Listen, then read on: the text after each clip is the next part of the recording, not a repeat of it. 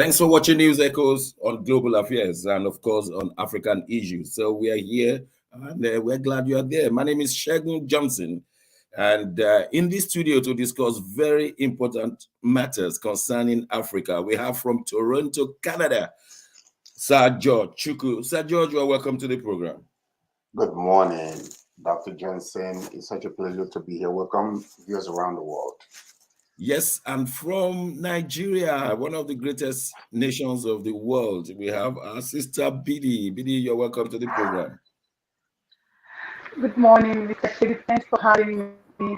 Hello, everyone. Yes, it's a delight to have you all the time. And from the seat of power, our own man, a university proprietor in Africa, Dr. Osita Anyemeka. You're welcome to the program. Thank you so much, Dr. Johnson. And in faraway Milan is our man. We don't know whether it's cold there or not. Mark in Milan. Mark, you're welcome to the program. Good morning, Dr. Shago. Dr. Shago, it's freezing. It's not cold, it's freezing. Oh, sorry. Yeah. You're an Italian. You should be used to it by now. Yes, we're what do you want people in Canada to say? Sir George, how is it in Canada? Baby, it's cold outside. You never know. You have put on your heater. Bidi, how is it cold in Nigeria? Is it very cold in Nigeria? It's very hot. It's very hot. It's very hot. It's very hot. Don't mind me, I was just being cheeky. Well, our first story of today is what the IPOB leader, Nnamdi Kanu, said to the rest of the world, that people should not look at him as a killer, as a murderer, but as someone in captivity, even after the judiciary has allowed him to be free. But let's have more of what is going on in the Kanu's camp. Mark in Milan, you've been getting in touch with some media agents. Yes, sir. Thank you very much, Dr. Shagan. Yes, Dr. Shagan, Kanu is not happy with what is happening. The Southeast is in turmoil. The Southeast is burning. And a lot of these things are coming from some agitators that are not representing anybody but themselves. During the week, we saw a lot of killings in the southeast of Nigeria. And some people were attributing it, connecting it to the IPOB, indigenous people of Biafra. Interestingly, our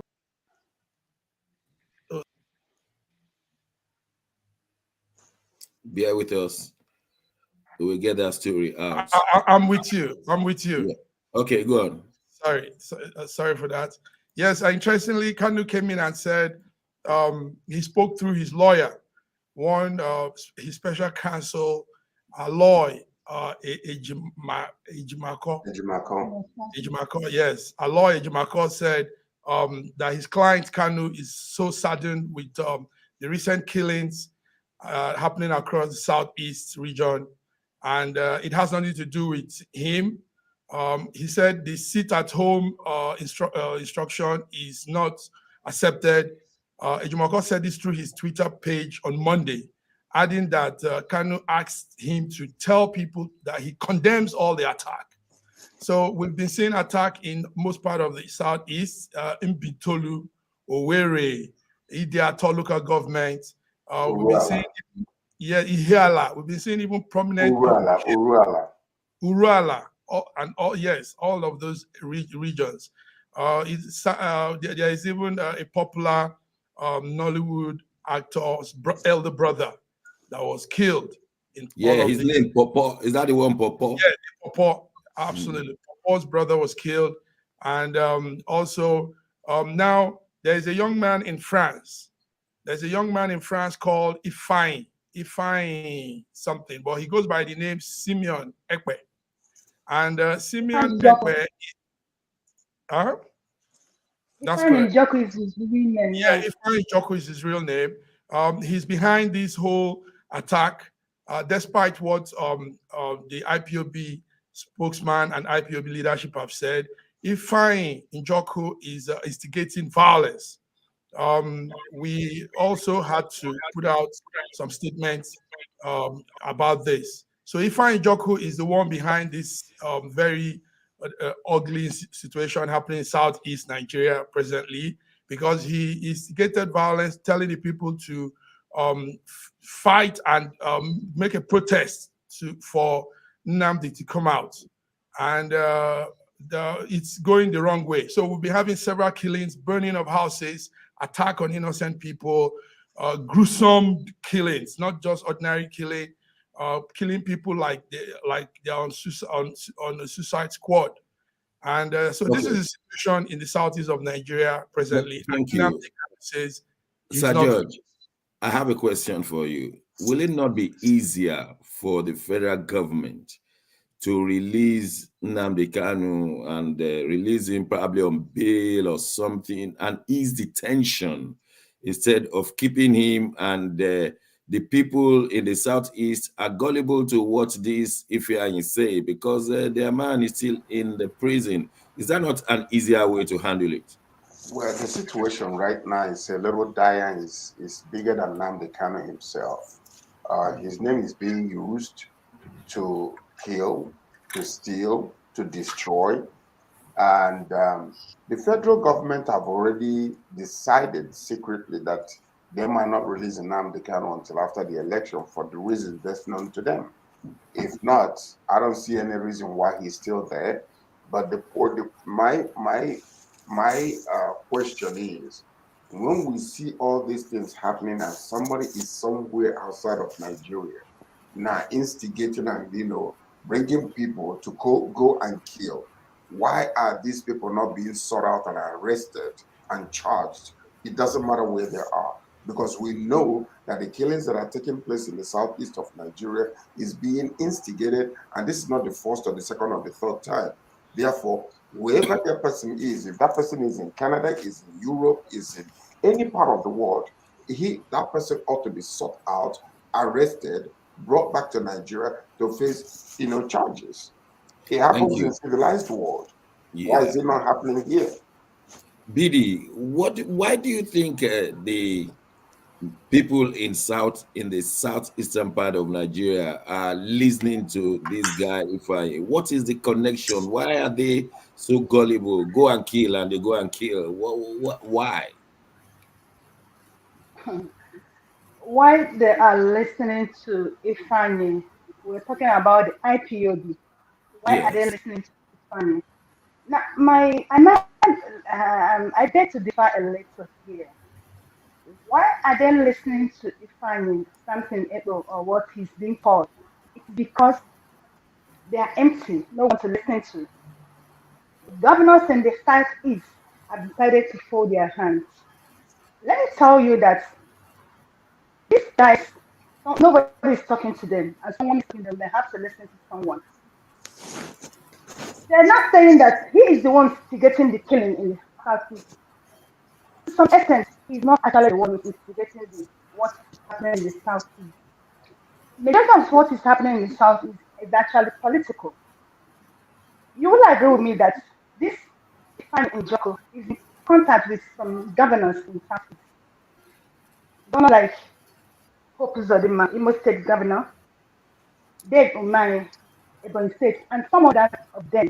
These are the governors who have decided to be paying these people for their own personal security, rather than getting to the root of what is actually happening in the southeast. So it's not about the IPOD that we have been saying that they are the reason for the killings in the southeast. Yes, I know they may be involved in one or two, but totally they are not actually the reason for the killing in the southeast. Yeah. Oh, thank you for that elucidation. The man in Abuja must definitely tell us something, because what Bidi has said is big. So somebody is using them to cover up, and somebody else is being, his name is being used. I know, Osita, that you are a man on the ground. What are you hearing? What I hear and what I know, they are virtually the same. But what I think is real, which is my own opinion, is that, like Bidi said, the vacuum that has been created for not communicating with the young people of the Southeast has created this. It's like being able to recruit people for Boko Haram, being able to recruit people for for the banditry.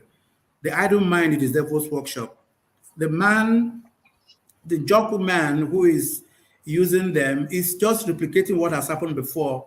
And like George said, because nothing was done before to arrest this issue. Everybody, even someone can go to Kutunu tomorrow and raise a voice. It's a matter of being able to to find one or two persons to address, and then they have the guns. They want to use the guns. They want to make statements. These are young people. They don't have a choice. They don't have food on their table. You give them. It's like the election thing that we're doing now. You give them money and tell them go kill your parents. They do it. There is no family I know in the southeast that has not been touched by these brigands. My kid's sister, who is a professor in college, and her husband, who is a professor in college, they had been stopped, arrested, beaten up, and their car taken.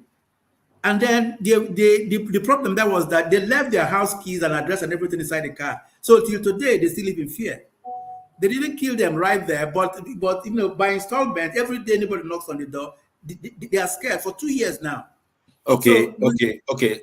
Let's move forward, Dr. Sita, and I'm going to ask everybody the same question. How do we resolve this one now? What should we be telling the federal government? Look, I'm very sad when I hear some people have been gone in the southeast. These are human beings.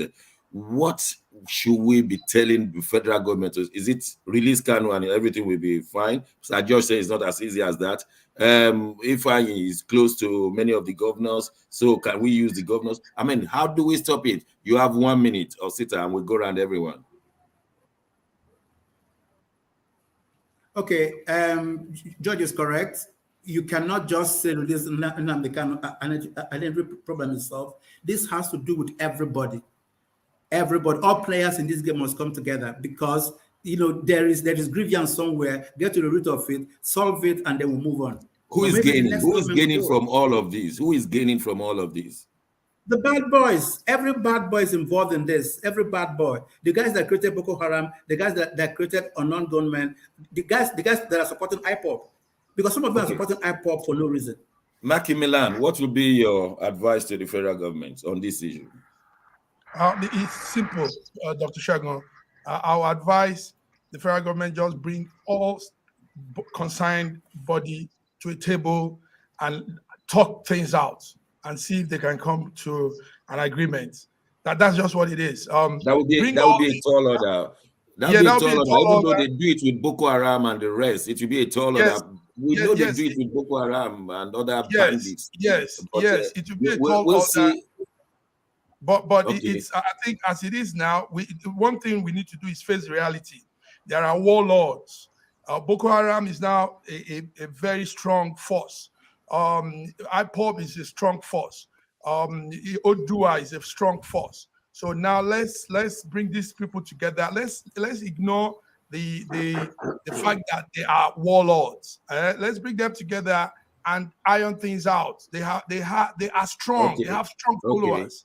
All right, Sir George, what will you advise from Toronto? I tell you what, the bottom line to it is this.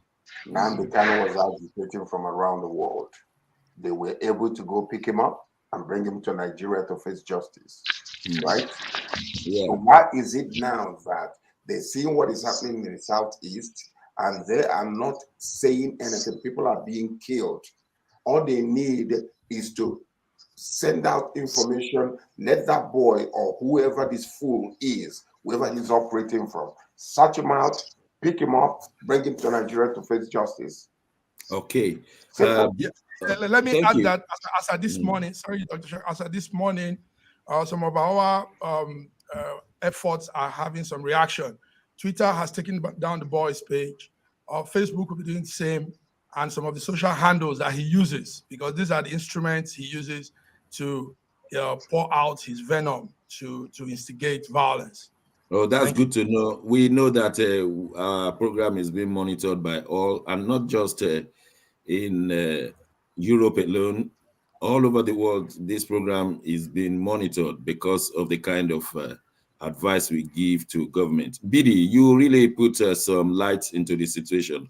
What would be your advice to the federal government to bring this thing to an end?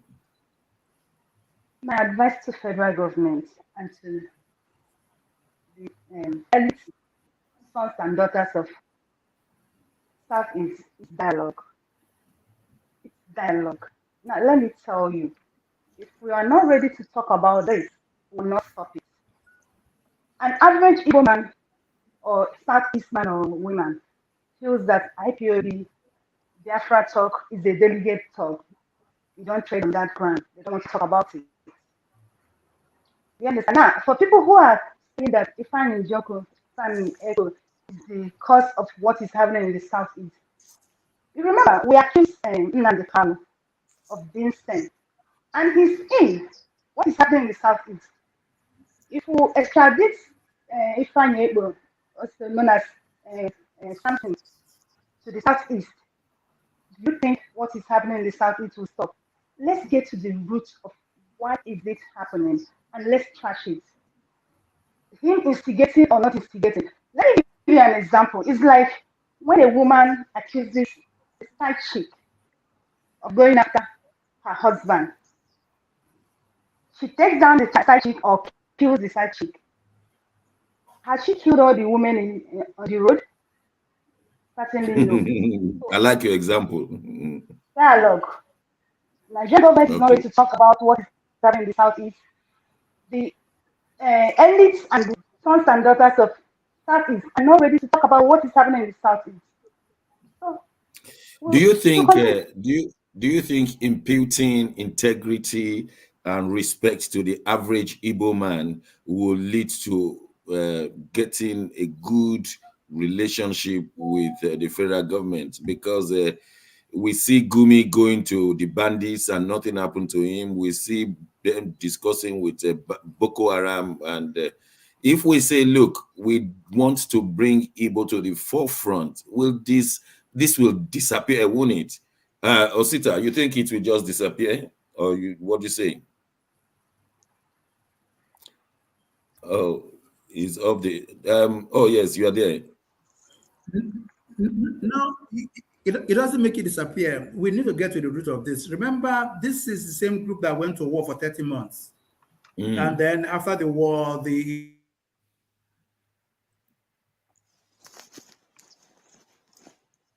Yeah, I think we're it's his having next. challenges here. Okay, Yes. we'll come back to that. Let's just welcome Dr. Godwin Ibe. Dr. Ibe lives in Moscow, Russia. You are welcome to the program, Dr. Ibe.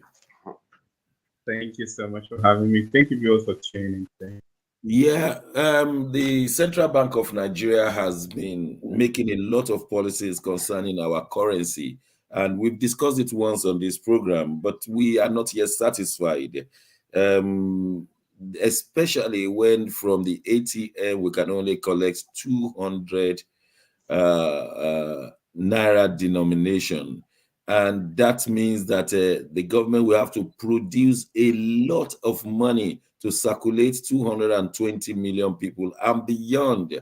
And so, is that not a lot of money wasted on printing? And who is going to benefit from that colossal printing if we choose to go that way, all in the name to do cashless society? Well, every government, let me say, is trying to control the cash flow of its citizens. Here in the United Kingdom, there's a new cash flow policy that they want to know how much you spend every day. So they are now trying to make us have e-credit card, e-debit card. That is, all your debit cards and credit cards can only be found on the phone. And in case of a pandemic like we saw last 2 years, what they do is that your credit card will no longer operate outside of your area. So let's say you live in West London.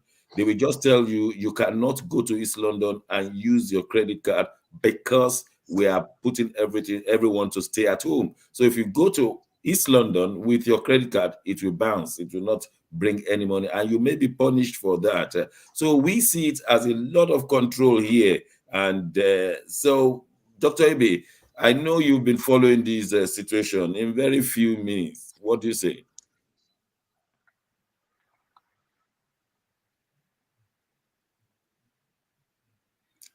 Okay, You have to unmute.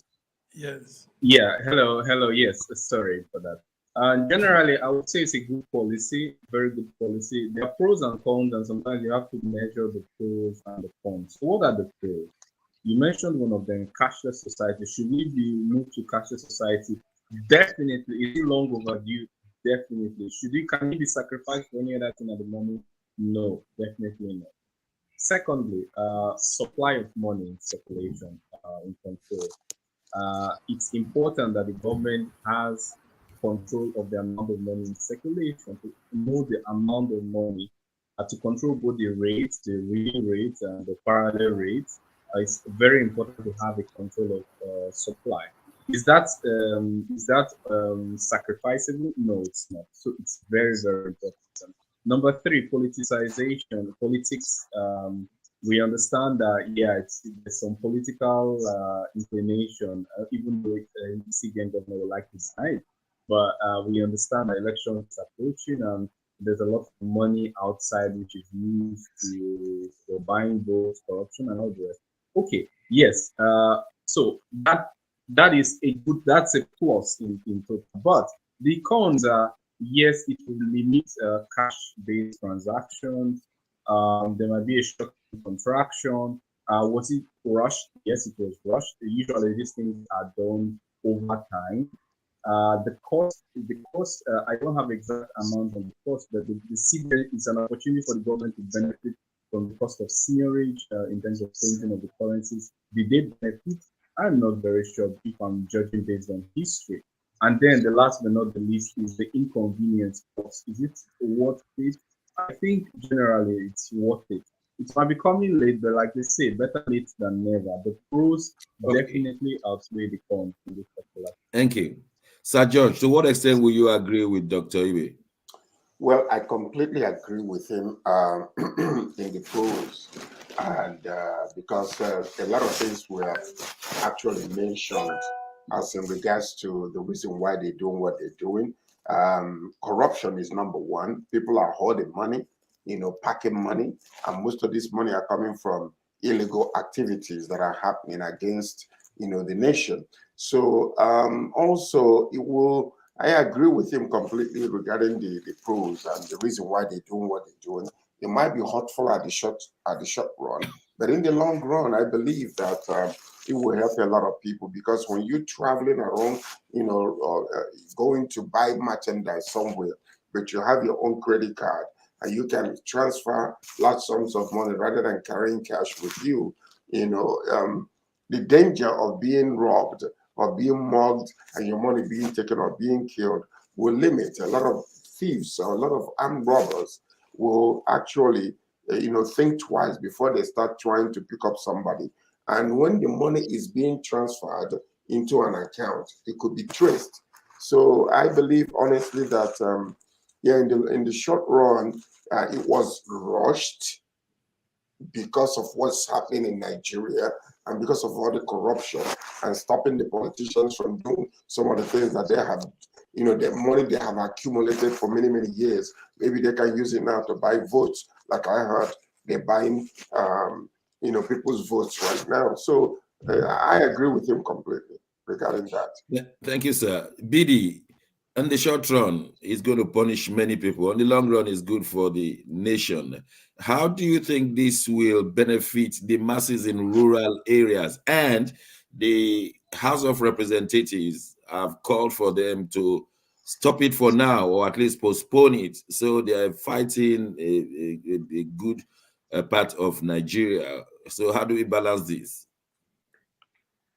Certainly, it's not going to benefit people in the rural area. They're going to suffer it. Because this policy, like just said, is good. Yeah, we need it. But the first thing we should have talked about is the infrastructure. In Nigeria today, I will tell you a lot of money are hanging because of network issues. So we can't be talking about cashless economy in Nigeria when we don't have a good infrastructure. It's not going to work. And you talk about the rural area. So many people in the rural area will have a lot of unbanked people in the rural area.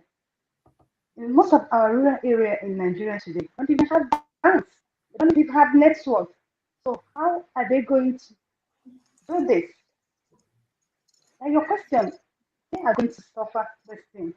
I think what the Nigerian government and agency have done first is to consider our infrastructure and do a good reorientation program before coming up with this. Yes, I know, I quite agree, it is a good one, but I don't think we are matured for it now.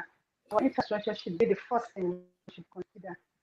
Second, and I'm not talking about the fighting corruption with cashless economy. You can only fight the masses in Nigeria with this because the top politicians will still have their way. Yeah, I'm telling you, they'll still have their way. They don't need to go to bank to do their transfer or to do whatever they are doing. You can see how money stuck in the warehouses in the bank bag has been flying around. You and I, the ordinary people, will not stop that kind of money.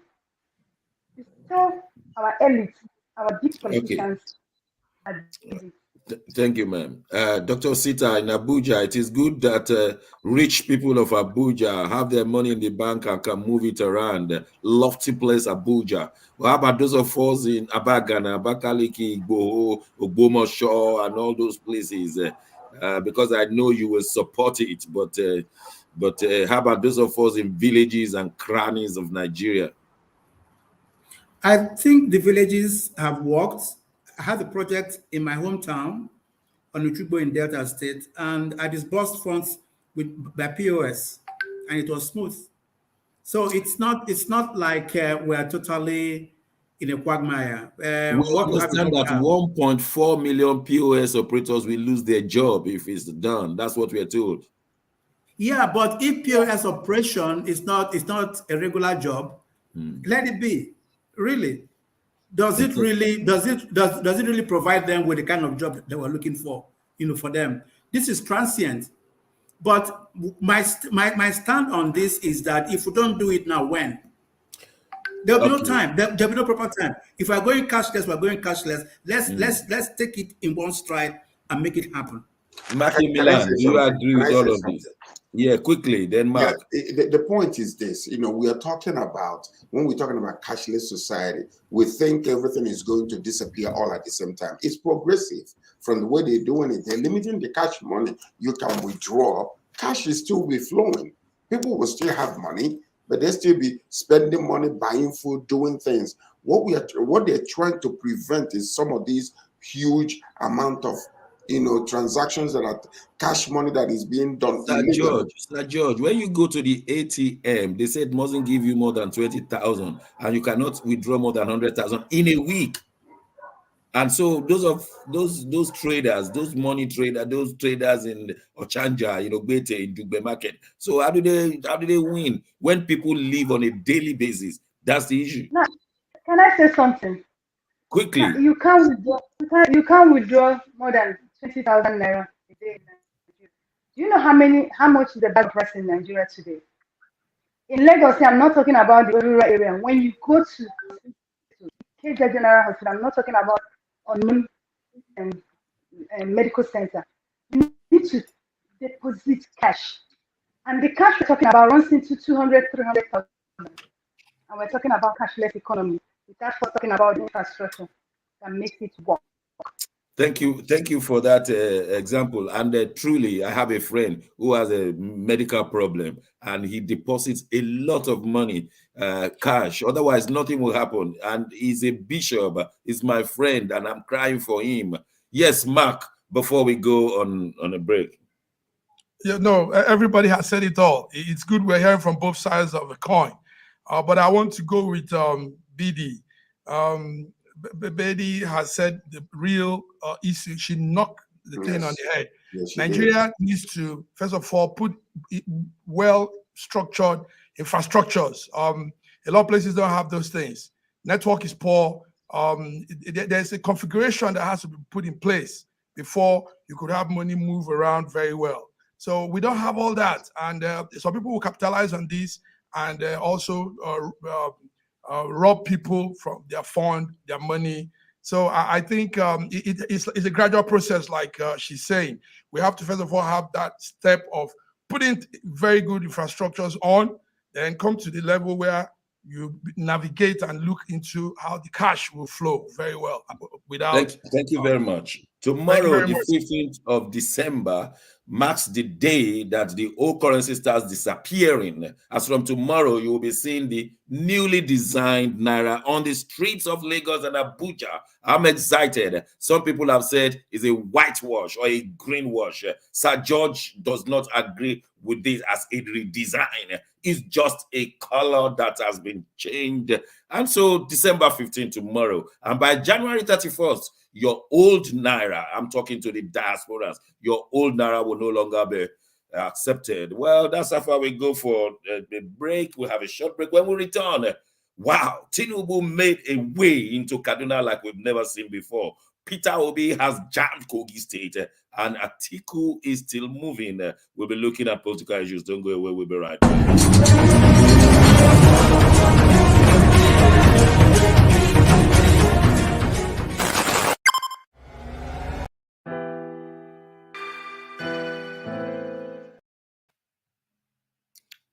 Thank you very much for staying with us. If you want to advertise here, please feel free. Just get in touch with us. You have all our addresses on social media. We'll be very grateful if you have your adverts. Yes, Tinubu came to Kaduna and made a big story. Dr. Osita, are you the closest to Abuja, to Kaduna? Please tell us more. Tinubu had two engagements in Kaduna. One, he was stubborn. That's a different crowd altogether. And the other, he came there for a campaign rally. As usual, we know what it is about. The news about the full news about the crowd that came for Tinubu has not been told yet. So the story will unfold. But what has happened is that. If you ask me, this is very personal. This is not a group opinion or whatever. They are still using their cash methods, and this time now they are perfecting it. Instead of now waiting for people to come before they pay them, they drop in an advance and you collect the rest later. It's like market. So what is happening now is not. They don't even go there to listen to manifestos. They didn't go there to hear what's happening. It is that their governor went with Tinubu to Chatham House, spoke for Tinubu, and now they have come home. They want to see really what happened. So let's not be fooled by the things that we are seeing. Two events happened. One, he was stubborn, and turbaning Tinubu in as secondary does not show that it is support for politics. It shows that the traditional rulers there recognize him for one thing or the other, and he has made promises to them. So he's going to leave. Yes, he's going to leave that promise and make sure that this crowd goes for politics. Bidi, will you agree with Dr. Sita? You are in Lagos, so we want to hear from you guys in Nigeria. I totally agree with him. Getting a Tinubu turban is a no-name. Is apart from being an APC presidential candidate, he could be addressed as elder statesman in Nigeria. He has done his part. So that alone is enough to turban him. So I don't see it as being an endorsement. Yeah, I don't see it as being endorsement. Talking about the crowd, I don't want to look at Tinubu talking about the crowd. I want to look at APC as a party and what they are known for. Getting a crowd for APC is not a hard thing or a new thing. It is a cash thing. They know how to dish out the cash and they know how to get the crowd they want. So they've been doing it. So doing it in Kaduna, it's not a new thing. Nigerians are not surprised. They've done what they know how to do. So that was what. Okay, so we should not look at the crowd as what will determine the voting.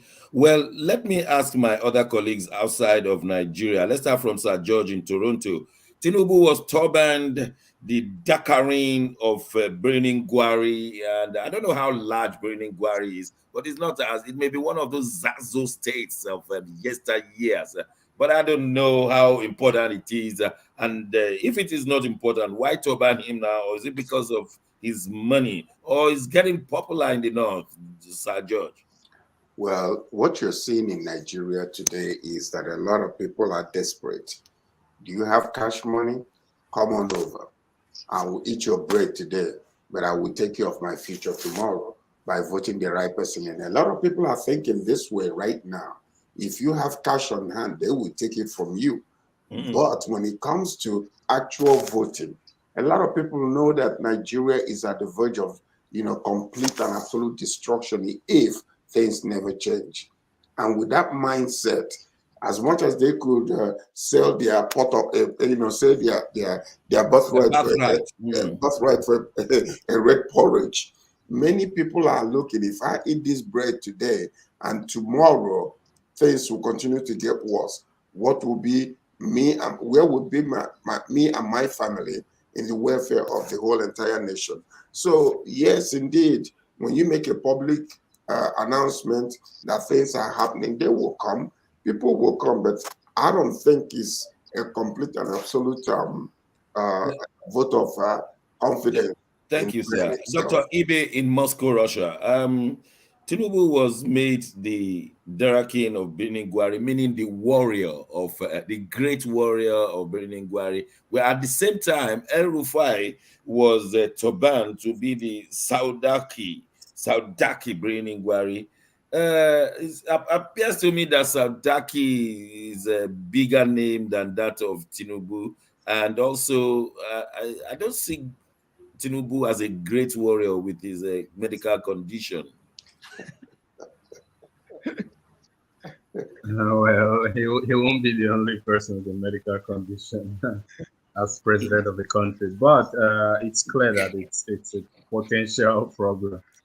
We don't want to start going to other countries. Let's focus on Nigeria, but it's not a big problem, but it's a problem.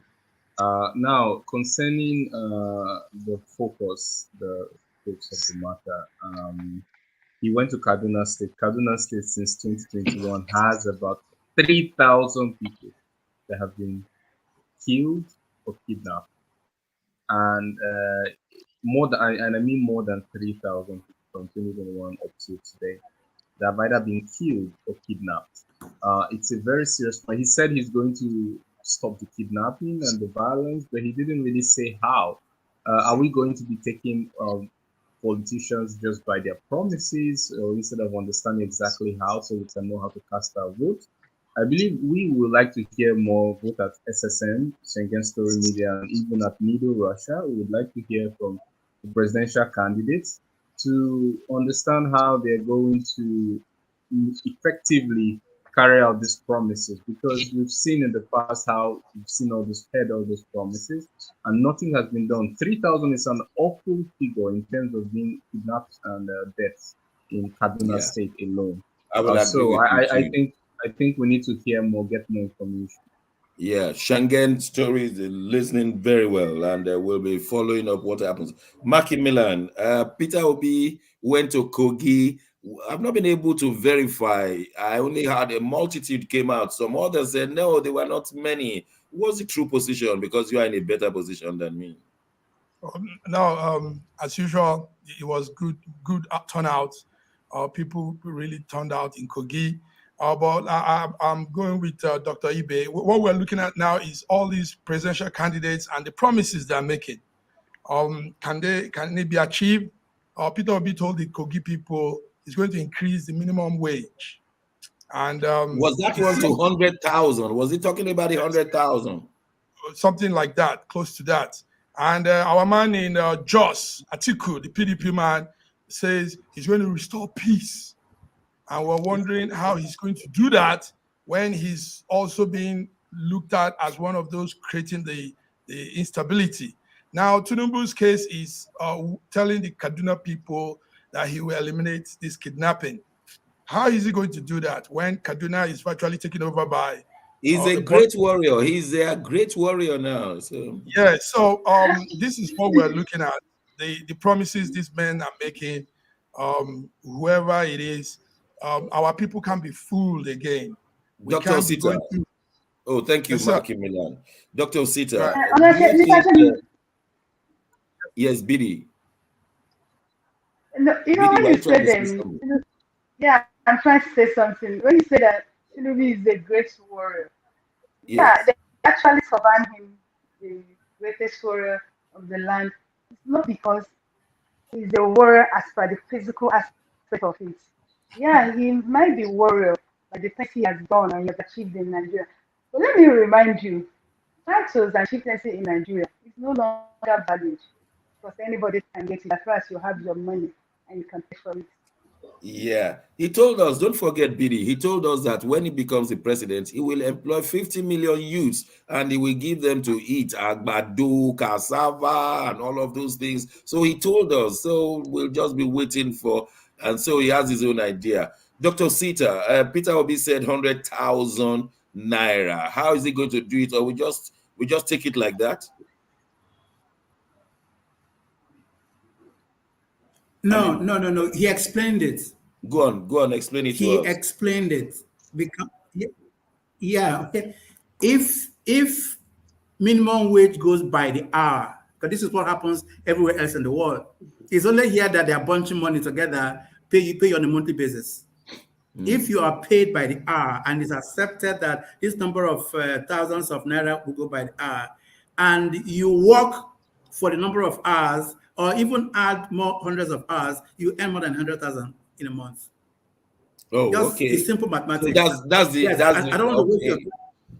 Thank you for this explanation Yes. because I've been waiting to hear how he will make 100. But how about the federal government workers and the state government workers and the local government workers? Are they going to be bundled into the same? Yes, that is the point. That is the point. All tiers of government has a number of hours that I can put in. But the issue is if you're paying me 5,000 naira per hour and I can do more than the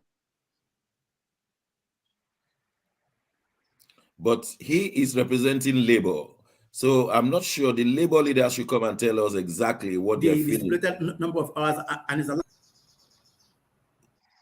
Yeah, excuse me. We'll still look at this one in future. Sir George, Sorry. Atiku is talking about peace in the northeast, and we know it's from the northeast. Why? How far should we accept peace from him? Why couldn't he do it now? Well, the question is, you have people who are studying what every area. When you go to this area, you will send them to find out what is it that they need. What is it that is agitating them the more? Is it the economy? Is it security? And therefore, you put it all together. Nigerian politics, is only now coming to awaken, the sensitivity of the people because of the state of the welfare in Nigeria. Originally, you can talk all you want to. They will shout because of what you have on hand. After that, they go on. They have no hope whatsoever, in you fulfilling the promises. But right now, for the very first time, things are changing because things are worsening in Nigeria. People are looking for a way out. Is a way out or change things within. So, all these promises, I don't even pay attention to them. I was part of the organization when we were discussing what should we tell the people in Abuja, what should we tell the people in the Southeast when we go there to wear it. What do you think that will make them excited? Not because you're planning to fulfill the promises. That's why we need a new way of thinking. Because to think the same way, say the same thing, and do the same thing, and expect a different result is insanity. And in all honesty, I'm not just saying that because Peter Obi is the one that is really bringing all these things, bringing it back home in explanation and wanting and what you call active change. Yeah. The rest of them are still the same old goons they've done things the way before you worked for them, but there is a change that is taking place in the mindsets of the people. Dr. Ibe, did President Buhari bring that mind change when he congratulated the Moroccan team for getting to semi-finals? I see that when we progress in an international tournament like that, the president doesn't congratulate until we bring the cup, like it happened with the girls in Cameroon. But this time he's congratulating the king of Morocco and the team in Saudi Arabia and in Qatar, and the home state Morocco has given 13,000 free tickets, and the Moroccan airline has given free transport to Qatar. I mean, Nigeria is applauding. Were you surprised that Buhari led Nigeria to applaud? First of all, I'd like to say congratulate the Moroccan team for the achievement. It's at least they are pushing expanding or pushing the envelope here for Africa, bringing Africa more to the spotlight. So let's see how the final or semi-final will go. But I'm really happy for them and I congratulate them. But congratulating is not the core responsibility of our president.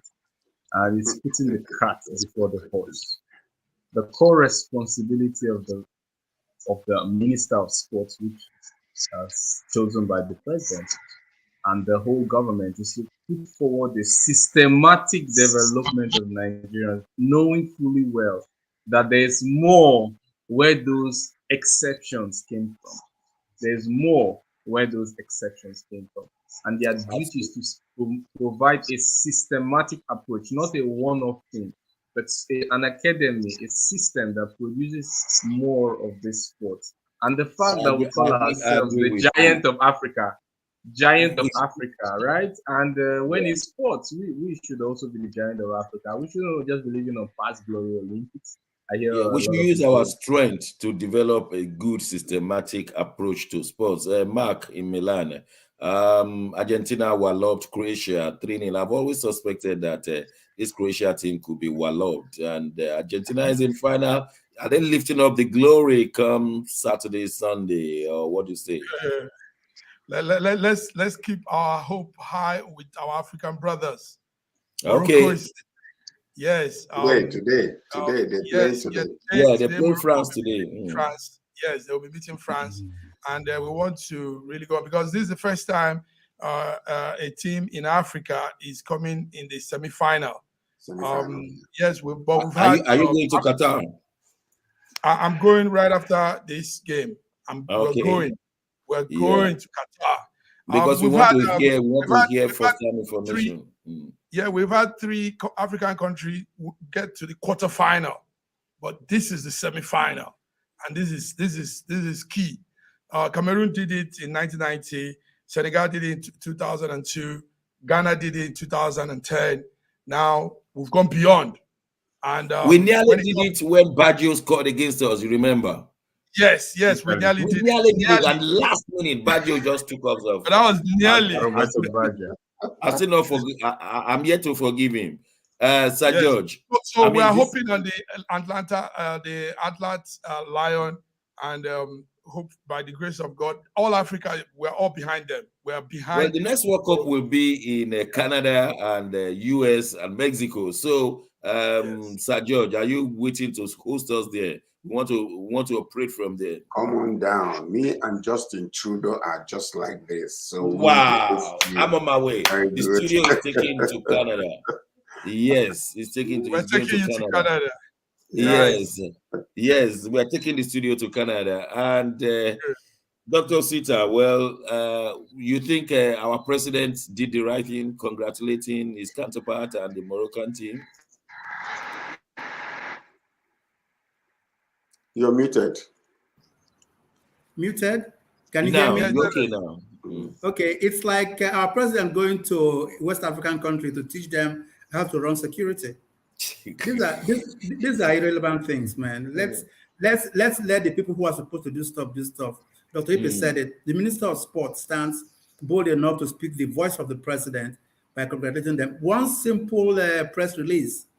But he was talking to the King of Morocco.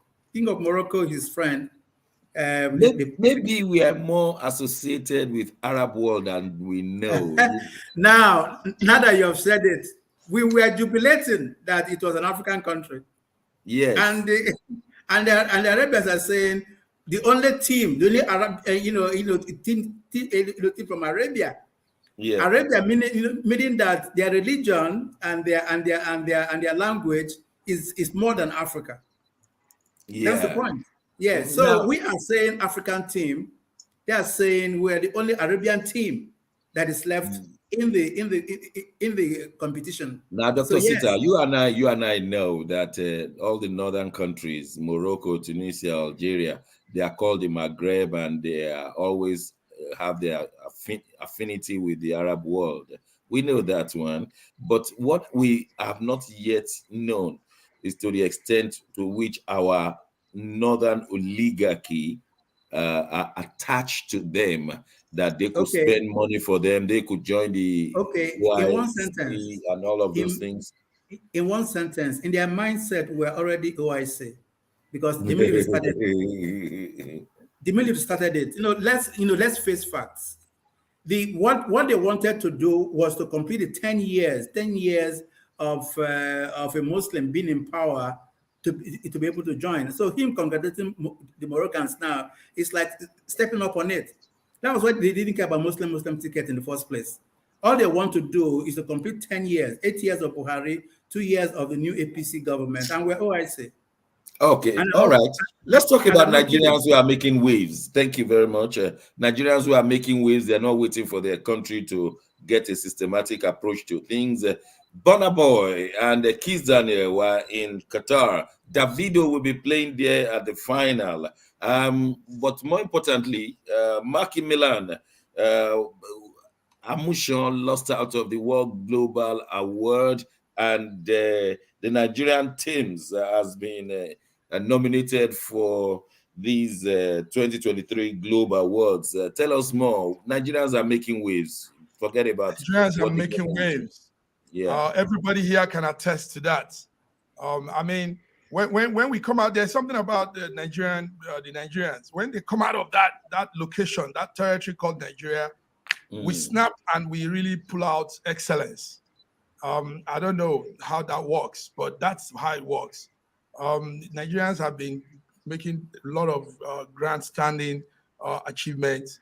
Yes, tonight, by the weekend, a musician called Tems, she's Temilade Openiyi, a Yoruba girl, young girl. She sings, she writes.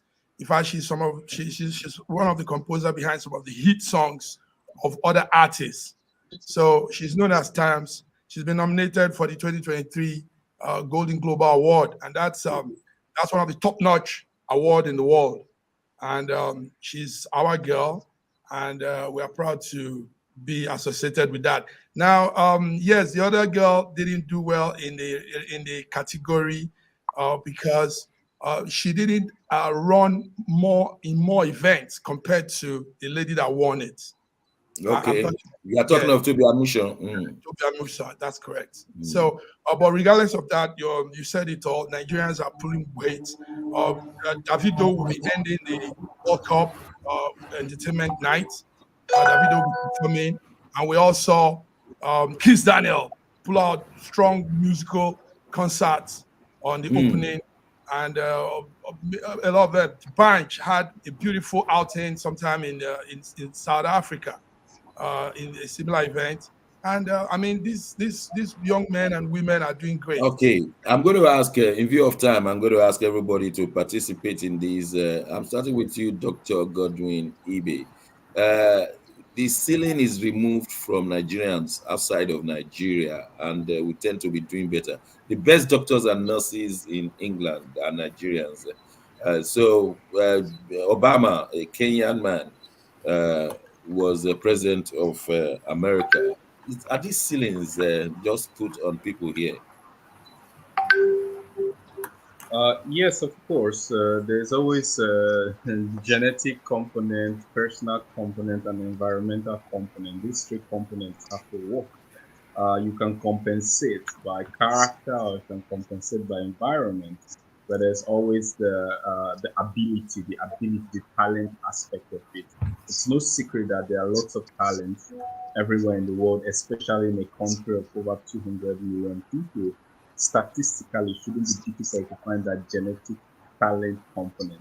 What is left statistically that puts us at a disadvantageous position is the environment and the conditioning of character that makes it possible to achieve those heights. So I believe that yes, our environment can be a limiting factor. It isn't always. There are also successful people in All right. our difficult Thank terrain. you. I'm just being mindful of the time. Bidi, will you agree with that Nigeria or any African country could be a ceiling point when people should be excelling? Of course it is. We have I called environmental selling, mindset selling, and policy selling in Nigeria. Our environment stops us in several ways from being who we want to be. Our mindset too contributes, and to climb it all, the kind of policies we make in this country, it inhibits people from becoming their best. Let's start with you. Okay, thank you. Dr. Sita, the environment is not very conducive to excel in Nigeria. Uh, what will you say?